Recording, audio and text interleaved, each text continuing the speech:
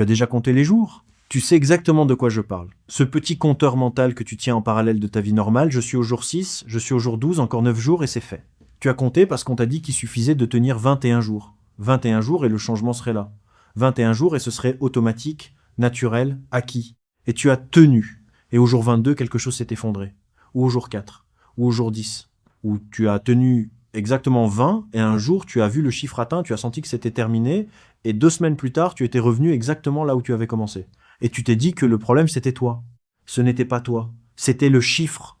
Un chiffre inventé il y a 60 ans par un chirurgien plasticien new-yorkais, propagé à 30 millions d'exemplaires, repris par des coachs, des applications, des programmes de sevrage, des formations en entreprise. Un chiffre transformé en loi neurologique par des gens qui n'avaient jamais lu la source originale et qui n'avaient aucune base dans la façon dont ton cerveau fonctionne réellement. Ce que tu vas comprendre dans les prochaines heures va changer fondamentalement ta façon de penser au changement. Pas t'encourager à tenir encore, y a des milliers de contenus qui font ça. Te montrer ce qui se passe réellement dans ta biologie quand tu essaies de te transformer. La neurologie réelle, les vrais mécanismes, les vraies durées, les vraies raisons pour lesquelles tu abandonnes toujours au même point. Et à partir de là, une façon de travailler avec ton cerveau, au lieu de te battre contre lui comme s'il était l'ennemi. Parce que le cerveau, c'est pas ton ennemi. C'est juste un système que tu n'as pas encore appris à lire correctement. Et lire correctement un système, c'est le seul moyen de l'influencer vraiment. Avant de commencer, note quelque chose. La plupart des gens qui vont écouter ce que tu vas entendre vont le trouver intellectuellement satisfaisant, hocher la tête, se dire que c'est exactement ça, et ne rien changer à leur comportement la semaine suivante. Pas parce qu'ils sont paresseux, parce qu'il y a une différence immense entre comprendre un mécanisme et s'en souvenir dans le moment précis où il s'active en toi. L'objectif de cette écoute n'est donc pas juste de te donner de l'information, c'est de te donner un vocabulaire assez précis, des images assez concrètes, pour que la prochaine fois que tu seras dans le creux, que tu te battras contre ta biologie à 10 à 7 heures, tu puisses nommer ce qui se passe. Et nommer quelque chose, c'est le premier geste pour ne plus en être prisonnier. Chapitre 1. D'où vient ce chiffre et pourquoi tu lui as fait confiance? Maxwell Maltz était chirurgien plasticien à New York dans les années 50. Ce détail est essentiel. Pas psychologue, pas neuroscientifique. Chirurgien des visages. Rhinoplasties, reconstruction faciale, correction de cicatrices. Et dans son cabinet du Upper East Side, il observait quelque chose qui l'intriguait. Ses patients, après une opération parfaitement réussie, continuaient pendant des semaines à se voir comme avant dans le miroir. Le visage avait objectivement changé, mais le cerveau, lui, projetait encore l'ancienne image sur le nouveau visage. L'identité visuelle persistait bien, après que la réalité physique avait été modifiée. Maltz a mesuré ce délai. Pas avec des instruments neuroscientifiques, la technologie n'existait pas. Avec ses propres notes cliniques, ses observations quotidiennes de médecins attentifs, et il a estimé que ses patients mettaient en moyenne 21 jours à commencer à s'adapter psychologiquement à leur nouvelle apparence. Observation personnelle. Un seul médecin, une patientèle très spécifique, des gens qui venaient de modifier chirurgicalement leur visage. Pas de groupe contrôle, pas de réplication, pas de validation externe. En 1960, Maltz a publié Psycho-Cybernetics. Et dans ce livre, entre des conseils sur la confiance en soi et la visualisation mentale, il a écrit cette phrase au statut clinique pas neuroscientifique. Il faut un minimum de 20 et un jour pour qu'une image mentale ancienne se dissolve et qu'une nouvelle prenne sa place. La nuance était là. Un minimum. Dans les traductions, dans les résumés, dans les formations, dans les articles et les podcasts, cette nuance a disparu et le chiffre est resté 30 millions d'exemplaires plus tard, 20 et un jour étaient partout. Présenté comme une loi, répété comme un fait scientifique, cité avec une autorité que Maltz lui-même n'aurait pas revendiquée pour cette observation clinique très circonscrite. Mais voilà ce qui est encore plus révélateur dans cette histoire. Ce chiffre n'a pas survécu 60 ans parce qu'il était vrai. Il a survécu parce qu'il répondait à un besoin profond et universel que nous avons tous face au changement. Nous voulons que le changement soit délimité. Nous voulons qu'il ait un début et une fin visibles. Nous voulons pouvoir l'inscrire dans un agenda, le planifier sur un calendrier, en prévoir la fin. Un programme de 20 et un jour se vend, se télécharge, se complète. La réalité neurologique non linéaire, variable, dépendante du comportement et de la personne, ne se vend pas aussi bien. Et pourtant, c'est la seule réalité utile. Il y a quelque chose d'important à comprendre ici sur la façon dont l'information scientifique se propage dans la culture populaire. Les idées qui survivent et deviennent des certitudes culturelles ne sont pas toujours les idées les plus exactes. Ce sont souvent les idées les plus simples, les plus rassurantes et les plus compatibles avec ce que les gens veulent entendre. La prochaine fois qu'on te vendra un chiffre magique pour le changement 3 semaines, 40 jours, 100 jours, tu sauras poser la vraie question, d'où vient ce chiffre et qu'est-ce que la recherche réelle dit sur ce sujet. Cette question seule vaut plus que n'importe quelle promesse de transformation rapide. Chapitre 2. Ce que la vraie science dit et ce qu'elle ne dit pas non plus. En 2010, une psychologue de l'University College London, Philippa Lally, a publié dans le European Journal of Social Psychology l'étude la plus rigoureuse jamais conduite sur la formation des habitudes. 96 participants, 12 semaines d'observation, des comportements simples et mesurables. Boire de l'eau à chaque déjeuner, marcher 15 minutes après le dîner, manger un fruit chaque matin. Un seul critère vraiment mesuré, l'automaticité. Pas les résultats sur la santé, pas le niveau d'effort ressenti. L'automaticité, ce moment précis où tu fais quelque chose sans y penser consciemment, sans déployer d'énergie délibérée, sans avoir besoin de te convaincre. Résultat, en moyenne, 66 jours. 3 fois plus que le chiffre de Moltz. Mais ce qui est encore plus important que cette moyenne, c'est la fourchette réelle des données. 18 jours pour les comportements les plus simples, plus de 250 jours pour les comportements les plus complexes. Et chez les mêmes personnes, selon le type de comportement, les durées variaient du simple au décuple. Ce que cette étude dit en termes pratiques est radical, il n'y a pas de chiffre universel, il y a une dynamique biologique qui dépend de la complexité du comportement, du contexte dans lequel tu essayes de l'implanter, de ta biographie personnelle avec ce type d'action, et d'une variable que la recherche mesure, mais que le développement personnel ignore presque systématiquement. Cette variable, c'est la valeur de récompense que ton cerveau associe au comportement. Parce que ton cerveau ne traite pas tous les comportements de façon identique. Il ne donne pas le même statut neurologique à boire un verre d'eau qu'à aller courir quand il fait froid et que tu es fatigué. Et il ne répond pas de la même façon à une habitude neutre que tu veux adopter parce que c'est raisonnable et à une habitude que ton système nerveux associe à du plaisir ou à du soulagement depuis des années.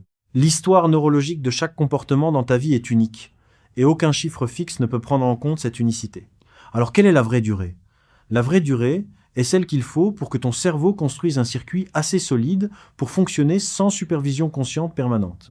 Et cette durée ne se compte pas en jours abstraits. Elle se comprend en biologie, en processus de renforcement synaptique, en boucle de récompense, en compétition entre circuits neuronaux. C'est ce que les chapitres suivants vont te montrer. Il y a aussi quelque chose d'important à comprendre sur ce que l'étude de Lally ne dit pas. Elle ne dit pas que tout le monde met 66 jours. Elle ne dit pas que tu peux prédire combien de temps ça va prendre pour toi avec un comportement spécifique. Ce qu'elle dit, et c'est beaucoup plus utile que n'importe quel chiffre, c'est que l'automaticité est un processus qui a une direction, même si cette direction ne se voit pas tous les jours. Et que la durée de ce processus dépend de variables que tu peux influencer, pas d'un calendrier arbitraire. La variable la plus importante que l'étude a identifiée, la stabilité du contexte. Les comportements ancrés dans un contexte très stable, même lieu, même heure, même signal déclencheur progressent vers l'automaticité beaucoup plus vite que les comportements tentés dans des contextes variables et imprévisibles. Ce n'est pas un hasard. C'est directement lié à la façon dont les ganglions de la base encodent les comportements. Ils ont besoin d'un signal contextuel stable pour savoir quand déclencher la routine. Et avant d'aller plus loin dans la neurologie, il y a une chose à comprendre sur la dopamine et les premières heures de motivation, parce que c'est là que commence vraiment ton rapport au changement. Quand tu te fixes un nouvel objectif, quelque chose se produit dans ton cerveau avant même que tu aies commencé. L'anticipation de la transformation libère de la dopamine. L'intention formulée clairement libère de la dopamine. Le sentiment d'avoir choisi un nouveau chemin libère de la dopamine. Et cette dopamine initiale crée une sensation d'énergie, de clarté, de possibilité que tu as probablement reconnue au début de chaque tentative. Ce n'est pas de l'enthousiasme irrationnel, c'est de la neurochimie qui fonctionne exactement comme elle est censée fonctionner. Le problème n'est pas le début, le problème est ce qui se passe après. Chapitre 3. La loi de Hebb et les ganglions de la base, ce qui se passe vraiment dans ton cerveau. En 1949, le neurologue canadien Donald Hebb a formulé le principe fondateur de toute la neuroscience moderne de l'apprentissage. Les neurones qui s'activent ensemble se connectent ensemble. Chaque répétition d'un comportement renforce les connexions synaptiques entre les neurones qui participent à ce comportement. Ces connexions renforcées rendent le comportement progressivement plus rapide, plus automatique, moins coûteux en ressources cognitives. La répétition est littéralement sculptée dans le tissu du cerveau, c'est la définition neurologique d'une habitude. Pas une décision maintenue par la force. Un circuit progressivement optimisé. La structure qui encode ce processus, ce sont les ganglions de la base. Des structures situées en profondeur dans le cerveau, sous le cortex, bien plus anciennes évolutivement que ta conscience, ton raisonnement, tes intentions explicites. Leur fonction principale, identifier les comportements répétés dans des contextes stables, les extraire du traitement conscient et les automatiser. C'est une forme d'optimisation énergétique fondamentale. Chaque comportement automatisé libère des ressources cognitives pour d'autres traitements. Et les ganglions de la base, ils sont extraordinairement efficaces. Ils fonctionnent selon une boucle que le journaliste Charles Duhigg a popularisée sous le nom de la boucle de l'habitude. Un signal contextuel, un moment de la journée, un lieu, un état émotionnel, une sensation physique, une personne dans ton entourage, une routine, le comportement lui-même, une récompense, une sensation, un soulagement, une stimulation, une baisse de tension. Chaque fois que cette boucle se complète, les connexions dans les ganglions de la base se renforcent légèrement. Et avec suffisamment de répétitions dans un contexte stable, le comportement se déclenche automatiquement en réponse au signal, sans intervention consciente nécessaire. Voilà ce que tu n'as probablement jamais entendu dire clairement. Les ganglions de la base ne distinguent pas une bonne habitude d'une mauvaise. Ils n'ont aucun jugement moral sur la valeur à long terme de ce qu'ils encodent. Ils encodent ce qui est répété dans un contexte stable et ce qui produit une récompense perçue, quelle qu'elle soit. La cigarette, le sport, la procrastination, la méditation peuvent tous être encodés exactement de la même façon, avec la même solidité neurologique, à partir du moment où la boucle a été suffisamment répétée avec suffisamment de constance contextuelle, ce qui signifie concrètement ceci. Quand tu essaies de changer un comportement ancré depuis des années, tu ne te bats pas contre ta faiblesse morale. Tu te bats contre un circuit neurologique construit par des milliers de répétitions et optimisé par ton propre cerveau. Et cette bataille ne se gagne pas en dépensant plus de volonté. Elle se gagne en comprenant la mécanique du circuit et en construisant une alternative suffisamment forte et suffisamment récompensante pour devenir la préférence de défaut de ton cerveau. Il y a une expérience conduite par des chercheurs de l'Université du Michigan qui illustre parfaitement la solidité de ces circuits. Des rats, sevrés d'une dépendance depuis plusieurs semaines, comportement normalisé, étaient réintroduits dans l'environnement où ils avaient eu accès à la substance, sans aucune administration de drogue. Le simple retour dans le contexte familier suffisait à déclencher instantanément les comportements compulsifs de recherche. L'environnement était le signal. Et le signal activait un circuit qui n'avait jamais été effacé, seulement silencieux. C'est exactement ce qui se passe quand tu retournes dans un contexte associé à une ancienne habitude. Quand tu te retrouves dans un état émotionnel qui était le déclencheur habituel d'un comportement que tu essayes de changer, les ganglions de la base ne raisonnent pas avant d'agir. Ils reconnaissent et déclenchent, souvent avant que ta conscience ait eu le temps de s'activer. Ce que beaucoup décrivent comme « je sais pas comment c'est arrivé », c'est comme si ça s'était fait tout seul. C'est ce mécanisme à l'œuvre. C'est pas un mystère psychologique, c'est un mécanisme neurologique précis. Et les mécanismes, on peut apprendre à travailler avec eux. Ce qu'il faut retenir de toute la biologie des ganglions de la base pour ton quotidien, c'est ceci. Le signal contextuel est la clé. Le signal, c'est ce qui déclenche la boucle. Et si tu veux installer un nouveau comportement durablement, tu dois lui associer un signal stable, déjà existant dans ta vie. Pas un signal que tu dois te rappeler de créer. Un signal qui est déjà là. La cafetière allumée le matin, le moment où tu poses ton sac en rentrant chez toi, les 2 minutes qui suivent le brossage de dents le soir. Ces signaux existent déjà dans ta vie. Ils déclenchent déjà des comportements. Ce que tu peux faire, c'est leur accrocher un nouveau comportement. BJ Fogg appelle ça le habit stacking, l'empilement d'habitudes. Et en faisant ça, tu utilises la mécanique des ganglions de la base à ton avantage au lieu de te battre contre elle avec ta seule volonté consciente. Ce n'est pas une astuce de coach. C'est de la neurologie appliquée à la vie réelle. Chapitre 4. Pourquoi tu t'effondres toujours au même point, la neurochimie du creux. Il y a un moment précis dans chaque tentative de changement où tout devient inexplicablement plus difficile. Tu le reconnais, c'est pas le premier jour. Le premier jour, tu es porté par l'élan du départ.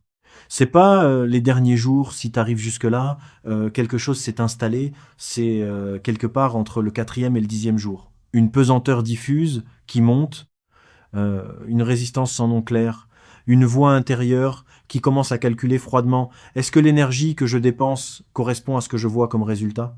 Et la réponse de ton cerveau à ce stade est presque toujours probablement non. Ce moment existe. Il est universel. Et il a une explication neurochimique très précise, que presque aucun livre de développement personnel ne te donne. Quand tu commences quelque chose de nouveau, ton cerveau libère de la dopamine. La dopamine est souvent appelée l'hormone du plaisir. Cette définition est imprécise et elle crée des confusions importantes. La dopamine est l'hormone de l'anticipation de la récompense, du signal de valeur future. Elle est libérée non pas quand tu obtiens quelque chose, mais quand ton cerveau prédit que quelque chose de positif est sur le point de se produire. La nouveauté elle-même déclenche de la dopamine. Formuler une intention claire déclenche de la dopamine. Le sentiment de commencer quelque chose de différent déclenche de la dopamine. Et cette dopamine initiale est le carburant qui rend les premiers jours vivables, parfois même agréables, même quand le comportement lui-même est difficile. Autour du 4e ou 5e jour, quelque chose change dans ce signal neurochimique. La nouveauté s'estompe. Ton cerveau a déjà commencé à cartographier le comportement, il n'est plus nouveau dans le sens neurologique du terme, il ne génère plus la même anticipation excitée. Le signal dopaminergique baisse. Pas de façon dramatique, pas d'un coup. Suffisamment pour que l'effort semble soudainement plus lourd, le progrès moins évident, la motivation moins naturelle, moins spontanée, suffisamment pour que la question est-ce que ça vaut vraiment cet effort commence à prendre de la place dans ton espace mental. Les neuroscientifiques appellent ça l'extinction de la réponse de nouveauté. Et c'est le moment exact où la grande majorité des tentatives de changement s'arrêtent. Non pas parce que la personne manque de caractère, parce que son cerveau a retiré la récompense chimique qui rendait l'effort supportable, sans encore avoir construit le circuit automatique qui rendrait l'effort progressivement inutile. Tu es dans le creux, entre la dopamine de la nouveauté au début et la dopamine de la compétence qui viendra si tu continues. Un désert neurochimique que tout le monde traverse et que personne ne t'avait cartographié. Angela Duckworth, psychologue à l'université de Pennsylvanie et auteur de Grit, a montré dans ses recherches que les individus qui traversent ce creux ne sont pas ceux qui ne le ressentent pas, ils le ressentent exactement de la même façon. Ce sont ceux qui ont une interprétation différente de ce que ce creux signifie. Ils ne le lisent pas comme un signal que quelque chose ne va pas. Ils le reconnaissent comme une partie normale et attendue du processus. Et cette lecture différente, pas une capacité différente, pas une biologie différente, simplement une compréhension différente du même signal interne, produit un comportement radicalement différent au moment critique. La plupart des gens abandonnent dans le creux en pensant que le creux dit quelque chose sur eux, que cette résistance prouve leur manque de discipline, leur insuffisance, leur aptitude limitée au changement. Le creux ne dit rien sur toi. Il décrit le processus. Comprendre ça ne le supprime pas, le creux existe et il reste inconfortable. Mais ça change complètement ce que tu en fais.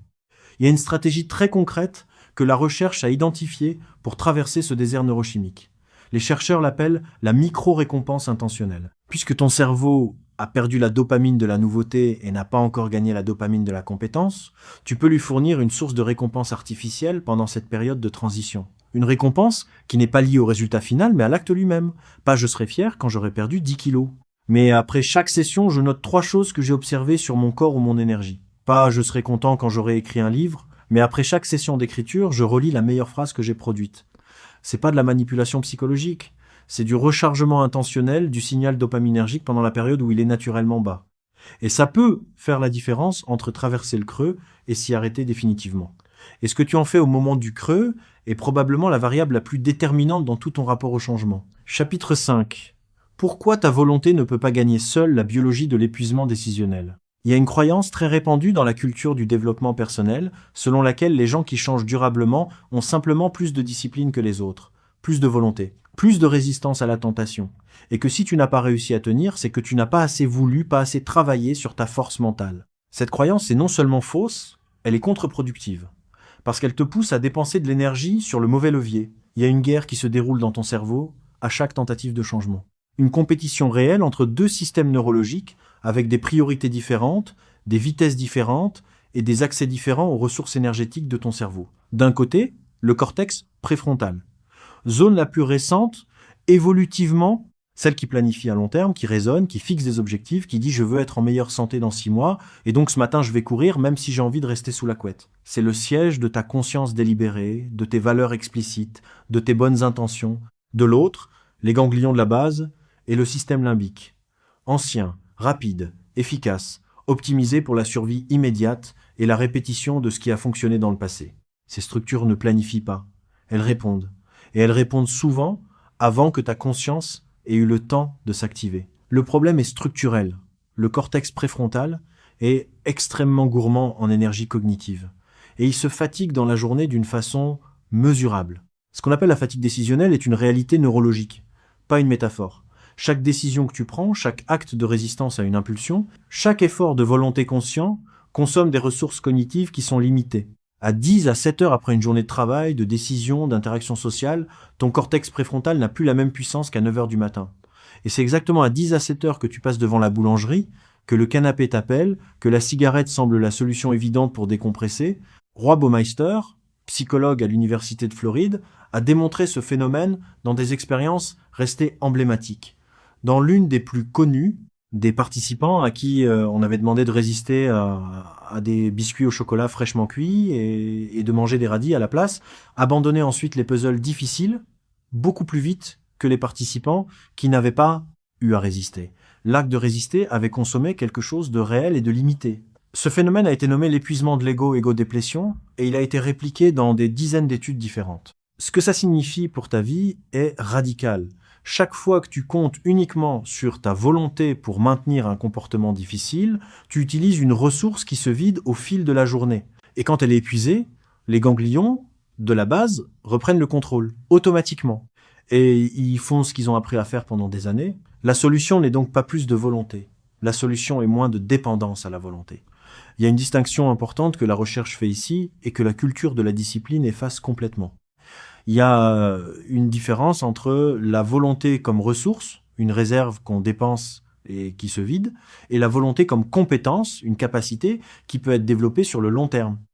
Baumeister lui-même a montré dans des études longitudinales que des personnes qui s'entraînent régulièrement à de petits exercices d'autocontrôle, tenir une posture, surveiller leur alimentation, pratiquer un sport, développent progressivement une meilleure résistance à l'épuisement décisionnel. La volonté comme ressource diminue dans la journée. La volonté comme compétence, elle, peut croître avec le temps. Mais cette croissance ne se produit pas en se forçant à tenir sur des comportements trop difficiles.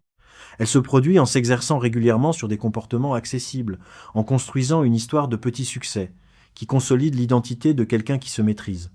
Les personnes qui changent durablement n'ont pas un réservoir de volonté plus grand que le tien. Elles ont construit des environnements dans lesquels la bonne décision est la décision la plus facile à prendre. Il y a un concept en architecture comportementale qu'on appelle la friction. La friction, c'est l'ensemble des micro-obstacles entre toi et un comportement. Et même des frictions minuscules ont des impacts massifs. Une étude dans une cafétéria d'entreprise a montré que déplacer les fruits à portée de main et mettre les desserts en fond de salle augmentait la consommation de fruits de 38% sans aucun message, sans aucun programme de motivation. Le comportement a changé parce que la friction a changé, pas parce que les gens avaient soudainement plus de volonté. Mettre tes chaussures de sport à côté du lit, préparer ton repas la veille, mettre ton téléphone à charger dans une autre pièce. Aucun de ces gestes ne demande de volonté dans le moment difficile.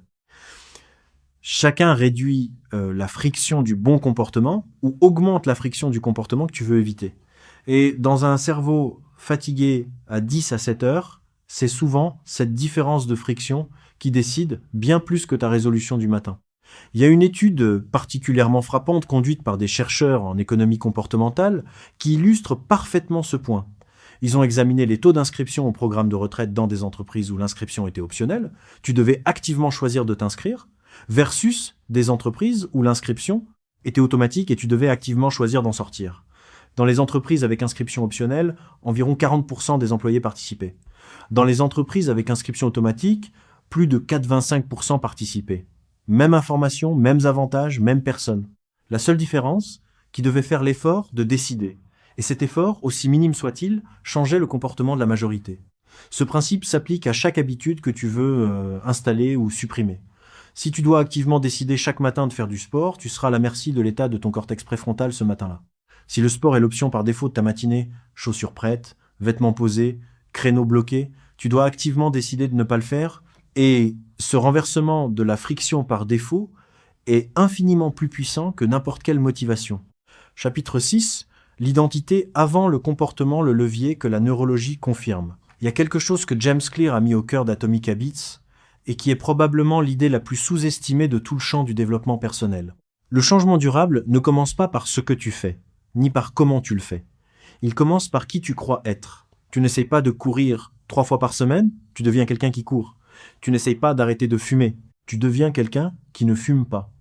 Tu n'essayes pas d'écrire tous les jours. Tu es un écrivain qui écrit. La différence entre ces formulations n'est pas stylistique, elle est neurologique. Ton cerveau organise une grande partie de son traitement autour d'une question qu'il pose constamment, souvent en dehors de ta conscience claire. Est-ce que cette action est cohérente avec qui je suis ? L'identité n'est pas seulement un concept psychologique abstrait, elle est encodée dans des réseaux neuronaux qui traitent la cohérence de soi dans le temps. Et quand un comportement entre en conflit avec l'identité que tu te donnes, ton cerveau génère une résistance réelle, pas de la paresse, pas du sabotage conscient, une dissonance cognitive mesurable que le système cherche à résoudre d'une façon ou d'une autre. Si tu te crois fondamentalement non sportif et que tu essaies de courir 3 fois par semaine, chaque matin où tu te lèves pour courir, ton cerveau doit surmonter cette dissonance. C'est de l'énergie cognitive dépensée avant même que tu aies mis tes chaussures. Et si ta session ne se passe pas parfaitement, si tu cours moins vite que tu espérais, si tu t'arrêtes avant la fin, ton cerveau utilise cet écart relatif comme confirmation de l'identité de départ. Tu vois bien, tu n'es pas quelqu'un de sportif. En revanche, si tu adoptes l'identité de quelqu'un qui s'intéresse à la façon dont son corps fonctionne, quelqu'un qui explore ses limites, pas quelqu'un qui s'impose une discipline, mais quelqu'un qui teste chaque petite sortie, devient une confirmation de cette identité. Chaque kilomètre parcouru est une preuve de qui tu es, pas un effort vers un objectif lointain. Et ton cerveau répond différemment à cette lecture. Chaque fois que tu fais quelque chose qui confirme une identité que tu te donnes, ton cerveau libère une petite dose de dopamine, pas de la satisfaction de l'objectif atteint, mais de la cohérence de soi confirmée. Et la cohérence de soi est l'un des besoins les plus profonds du cerveau social humain. Dans des expériences de résonance magnétique, les chercheurs ont montré que les menaces à l'image de soi activent les mêmes zones cérébrales que la douleur physique. Et, inversement, les confirmations de l'identité activent les circuits de récompense de façon fiable.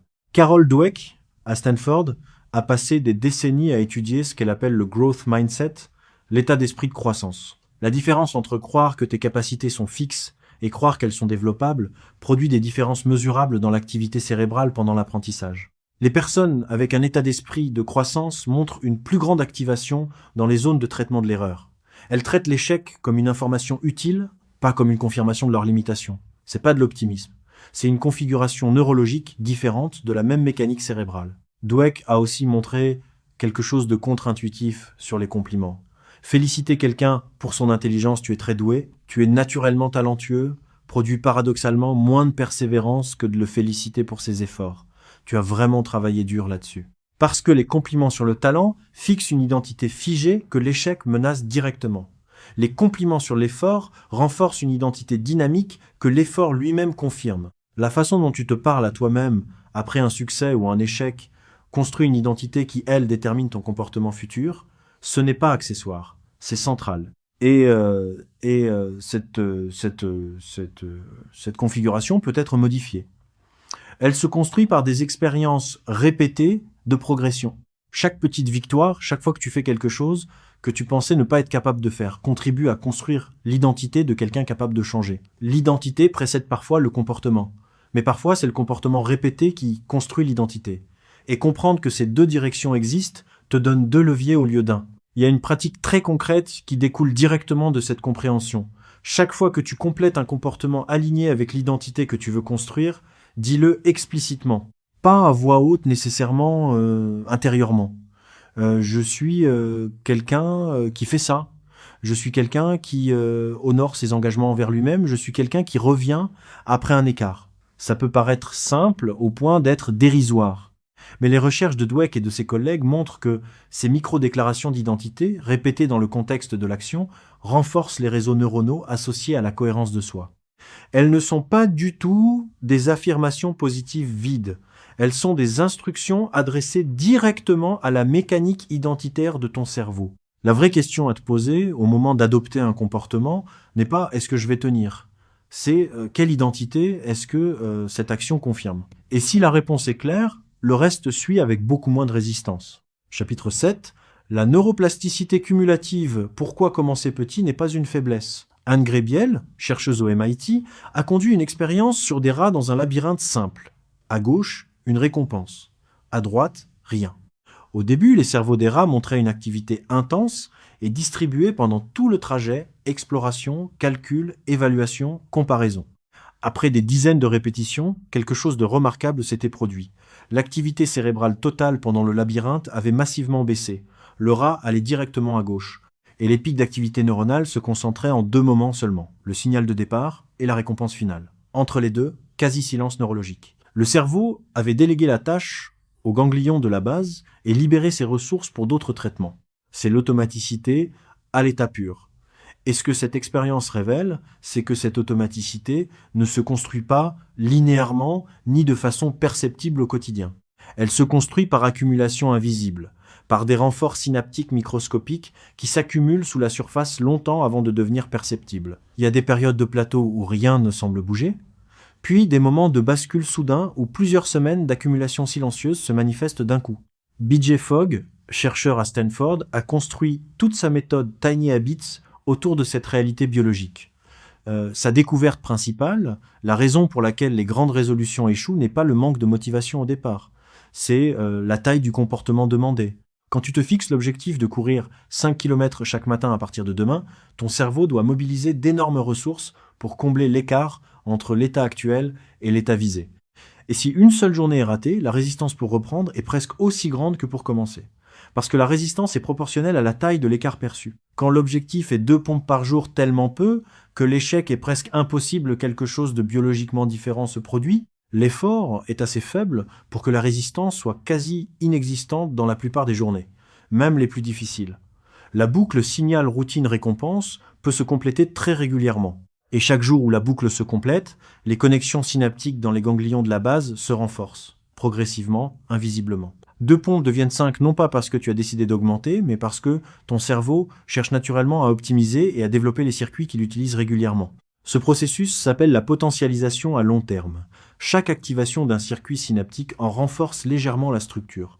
La répétition est littéralement encodée dans le tissu du cerveau. Et le plaisir que tu ressens quand tu fais plus que prévu n'est pas de la fierté abstraite, c'est de la dopamine libérée en réponse à la progression perçue qui nourrit naturellement la prochaine répétition. La taille du premier pas n'est pas symbolique, elle est structurante. Commencer ridiculement petit n'est pas une faiblesse ni un manque d'ambition. C'est le seul moyen de court-circuiter la résistance initiale et de laisser la biologie s'installer avant de demander davantage. Les personnes qui changent durablement ne sont pas celles qui ont commencé fort. Ce sont celles qui ont commencé suffisamment petit pour ne pas s'arrêter. Il y a un autre mécanisme important à comprendre ici. La recherche sur la neuroplasticité montre que le cerveau renforce les circuits par 2 voies distinctes. La répétition brute, faire la même chose encore et encore dans le même contexte. Et la répétition variée, faire quelque chose dans des contextes légèrement différents, avec des variations légères. Les deux renforcent les circuits, mais de façon différente. La répétition brute crée des automatismes contextuels très solides, mais très rigides, faciles à déclencher dans le bon contexte, difficiles à transférer ailleurs. La répétition variée crée des circuits plus flexibles, plus généralisables, plus résistants aux perturbations contextuelles. Ce que ça signifie pratiquement, si tu ne t'entraînes que dans les mêmes conditions parfaites, ton habitude sera fragile face aux perturbations.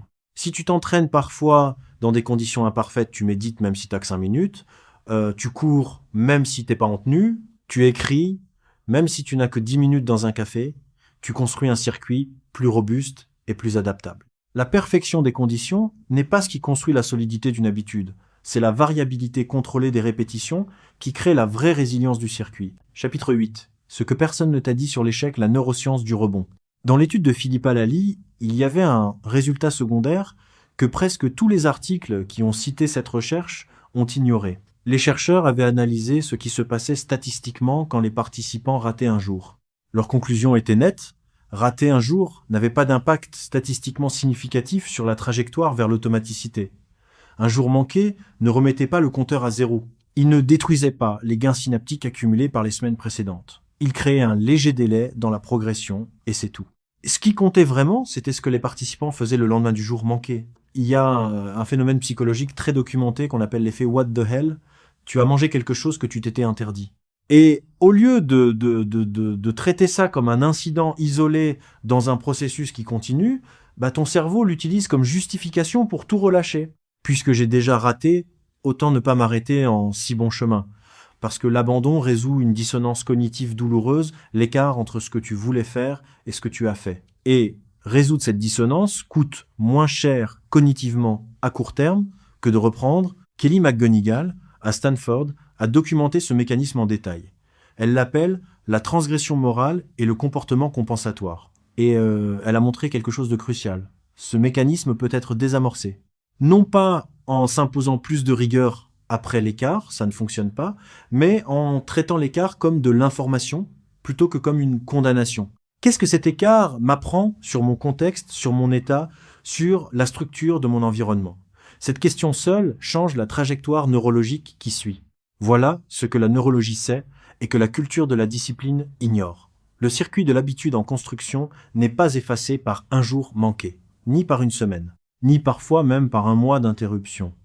Les connexions synaptiques renforcées par des semaines de répétition ne disparaissent pas à la vitesse à laquelle elles se sont formées. Elles s'affaiblissent progressivement faute d'activation, mais elles restent là, latentes, beaucoup plus facilement réactivables que si tu repartais vraiment de zéro. Ce phénomène est documenté dans la récupération sportive, dans la réacquisition des langues, dans le retour à des pratiques artistiques après des années d'interruption. Les athlètes récupèrent leur niveau beaucoup plus vite qu'ils n'ont mis à l'acquérir.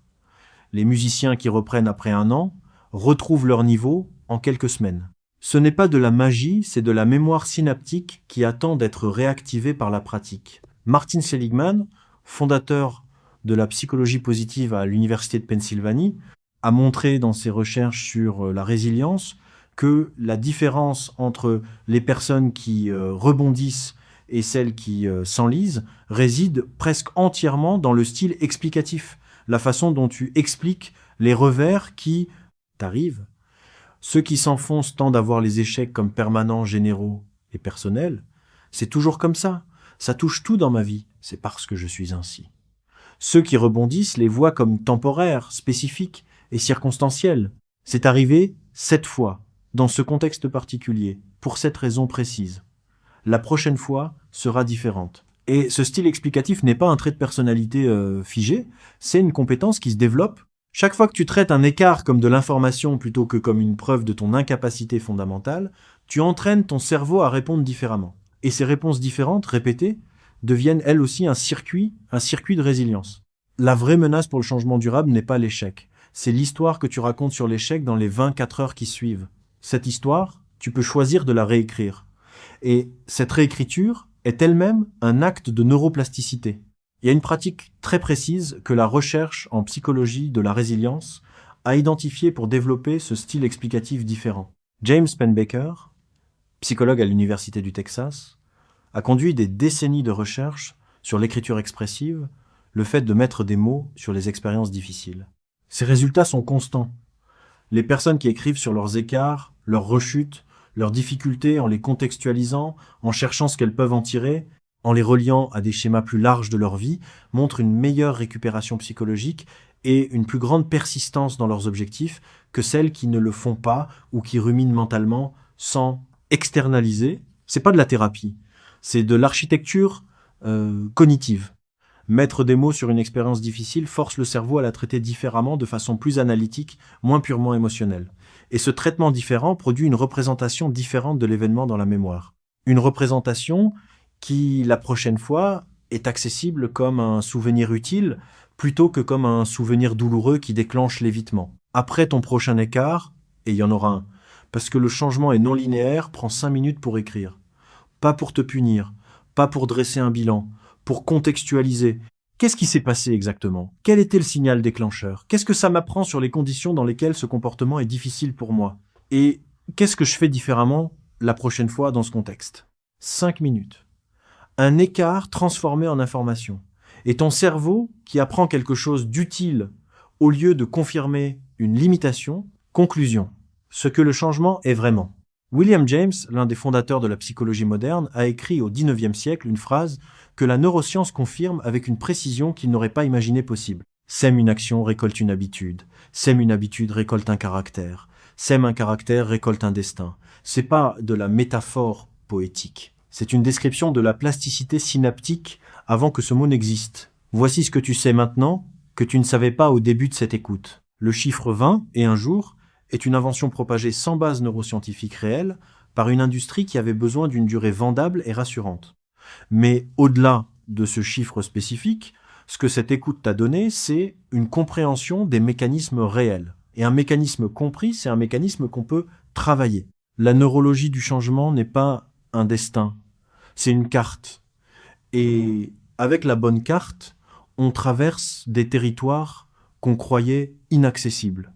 La vraie durée est variable, plus longue pour la plupart des comportements complexes, dépendante du comportement, du contexte et de ta biographie individuelle. Le creux entre le 4e et le 10e jour n'est pas un signal que tu n'es pas fait pour ça. C'est une réalité neurochimique traversée par tout le monde qui essaie de changer, la signature normale de l'extinction de la réponse de nouveauté. La volonté s'épuise dans la journée et compter sur elle comme stratégie principale te prépare à l'échec prévisible et répété. Ce qui tient sur le long terme, c'est l'architecture de l'environnement et la clarté de l'identité travaillée avec la biologie, pas contre elle. Un jour manqué n'efface pas les gains synaptiques, c'est l'histoire que tu racontes sur cet écart qui détermine la suite, bien plus que l'écart lui-même. Et peut être le plus important de tout, le changement n'est pas un événement. Ce n'est pas quelque chose qui se produit au bout de 20, et un jour, si tu tiens suffisamment fort, c'est un processus biologique lent, non linéaire, fait de répétitions microscopiques qui s'accumulent sous la surface longtemps avant de devenir perceptibles. Comme des racines qui travaillent dans l'obscurité pendant des mois avant que la moindre pousse apparaisse. Comme une langue étrangère qui semble stagner pendant des semaines. Et puis un jour, tu penses dans cette langue sans t'en rendre compte et tu réalises que quelque chose a bougé. Le moment où tu réalises que le changement a eu lieu, ce n'est presque jamais le moment où tu décides. Ce n'est pas le matin du premier jour. C'est le matin où tu fais la chose sans y penser, sans compter les jours, sans te convaincre, sans te féliciter d'avoir tenu. C'est juste devenu ce que tu fais, et donc quelque part qui tu es. Il y a une phrase de Carl Jung, un auteur dont la profondeur n'a pas besoin de mystique pour être réelle, qui résonne différemment quand on la lie avec la neurologie du changement en tête. Il disait « Tant que tu ne rends pas l'inconscient conscient, il guidera ta vie et tu l'appelleras destin ». Ce que cette écoute t'a donné, c'est exactement ça. Rendre conscient ce qui était inconscient. Le mécanisme du creux, la boucle des ganglions de la base, l'épuisement du cortex préfrontal, la puissance du signal contextuel, la solidité des circuits latents. Ces processus se déroulaient dans ton cerveau avant que tu les comprennes. Ils continuaient à te gouverner sans que tu aies le vocabulaire pour les reconnaître. Maintenant, tu l'as. Et avoir le vocabulaire pour nommer ce qui se passe en toi, c'est le début de la capacité à le choisir. Ton cerveau est capable de ça, il l'a toujours été. Il attendait juste qu'on lui donne la bonne compréhension de lui-même pour travailler avec toi plutôt que contre toi. Ce que tu gardes de cette écoute n'est pas une technique de plus, c'est une compréhension. Et une compréhension, contrairement à une technique, ne se perd pas. Elle change la façon dont tu regardes ta propre expérience. Elle change ce que tu te dis quand ça devient difficile. Elle change le sens que tu donnes au creux, à l'écart, à la résistance. Et ce changement de sens change le comportement qui suit. Pas parce que tu as plus de volonté, parce que tu travailles avec une carte plus précise de ton propre territoire. Si cette écoute a déplacé quelque chose dans ta façon de voir le changement, partage-la et reviens sur l'esprit clair parce que ce territoire, la neurologie de qui tu es et de comment tu te transformes, on n'en est qu'au début.